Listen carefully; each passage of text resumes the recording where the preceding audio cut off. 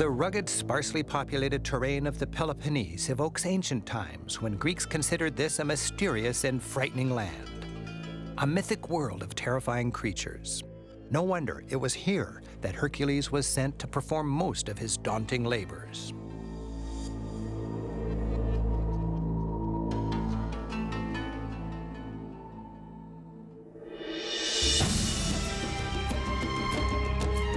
Ancient athletes were tested here as well. The Sanctuary of Olympia was the birthplace of the Olympic Games. Despite the tourist crowds, it remains an evocative place, nestled among shady trees.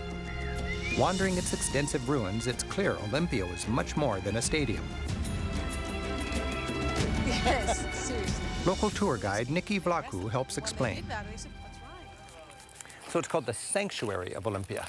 Yes, but it was primarily a religious place dedicated to Zeus and the rest of the gods with temples all over. And it was only open to people during the Games for over 1,000 years.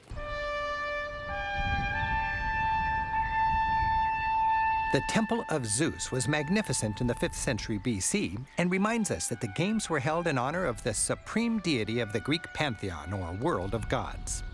Inside this temple was that amazing statue of Zeus, which was considered to be one of the 7 wonders of the ancient world. Gold and ivory towering in the temple that made the Greeks lose their minds by seeing Zeus alive in front of them. This was one of their chances to meet the god in person, as they thought.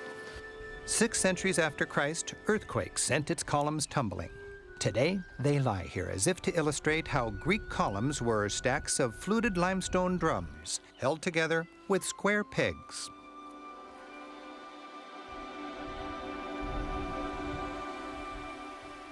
The popularity of the Games grew rapidly, attracting athletes from throughout the Greek world to compete in an ever-increasing number of events. There was javelin, discus, boxing. There's a sprint of 1 stadium length, the 2-stadium sprint, even 2-stadium sprint naked with all your armor. The last of the ancient Games were held in 393 AD, not to be started again for 1,500 years. So why the Games? To unify the Greeks, to strengthen the Greek culture, and to also teach all these young boys the military skills they needed. Plus, they had all these classrooms here to teach them the Greek philosophy. So the Olympic Games actually made the Greek culture stronger.